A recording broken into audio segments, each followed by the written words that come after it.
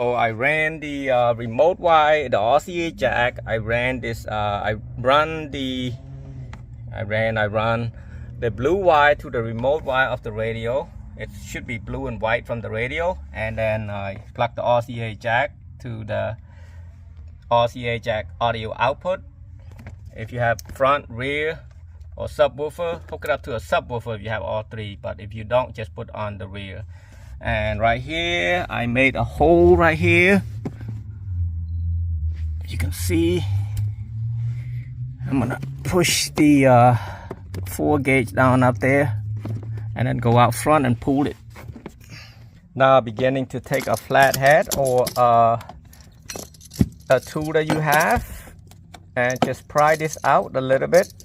You can do two-way, but it might be too hard. You can snug it in like this by push like that and get it in, or you can take the whole thing out. I usually take the whole thing out. It's a lot easier by prying it like that. Just be careful.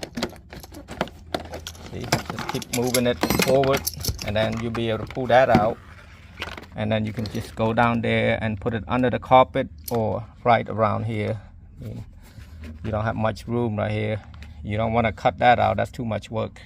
Move the seat forward a little bit. When you push that out, it can come out, but the problem is you got to move the seat so you can go to the other side.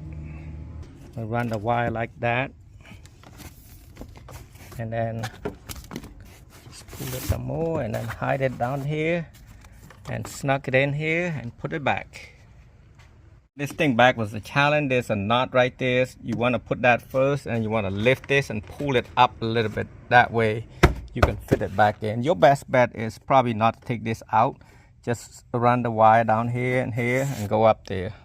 That's the easiest way to do it, because it's hard to fit it back in the right spot. You know, you have to just pull that part. Other than that, it's almost done.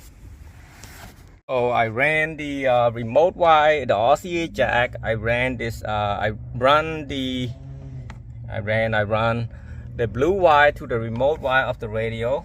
It should be blue and white from the radio, and then I plug the RCA jack to the RCA jack audio output.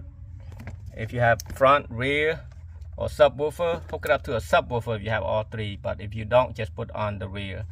And right here I made a hole right here. You can see I'm gonna push the 4 gauge down up there and then go out front and pull it. Now beginning to take a flathead or a tool that you have and just pry this out a little bit. You can do two-way, but it might be too hard. You can snug it in like this by push like that and get it in, or you can take the whole thing out. I usually take the whole thing out. It's a lot easier by prying it like that. Just be careful. See, just keep moving it forward, and then you'll be able to pull that out. And then you can just go down there and put it under the carpet or right around here. I mean, you don't have much room right here. You don't want to cut that out. That's too much work. And move the seat forward a little bit. When you push that out, it can come out, but the problem is you got to move the seat so you can go to the other side. I run the wire like that, and then just pull it some more, and then hide it down here and snug it in here and put it back. This thing back was a challenge. There's a knot right there. You want to put that first, and you want to lift this and pull it up a little bit. That way you can fit it back in. Your best bet is probably not to take this out. Just run the wire down here and go up there. That's the easiest way to do it, because it's hard to fit it back in the right spot. You know, you have to just pull that part. Other than that, it's almost done. Sanding this, depending on where you put the amp at, you can put it right here, you can put it right there, right here, or use this bolt and make sure you clean up the excess paint on it, and then screw it back. I don't like to do that. I use self-tapping screw and screw the ground here. So I got the ground, I put 2 screws in, and look at the amp. The amp is so small. This is the customer brought it in. Sometimes it's hard when the customer brought it. I didn't get a chance to look at this part right here. There's speaker right here, but there's no speaker plug like this. So I might have to make it work. That's gonna be tough. and this is made for 8 gauge. It's not for 4 gauge, so I had to kind of fit it.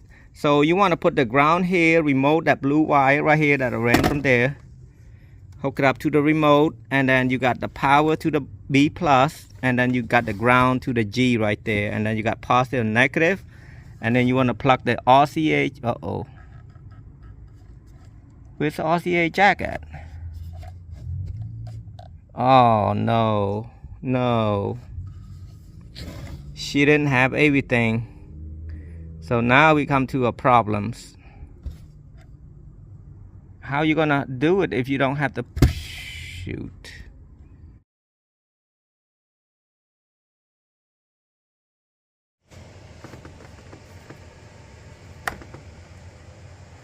That's a 10mm. Just remove that and put that in. As I said, I had to use a temporary amplifier for the customer because the customer didn't have the wire. She's gonna have to order the RCA jack plug and the speaker plug for that Rockford Fosgate. So the ground from here, ground to right here, and then remote where we hook up the blue and white from the radio, and then the battery. And then you got the speaker output. I just bridge it right now.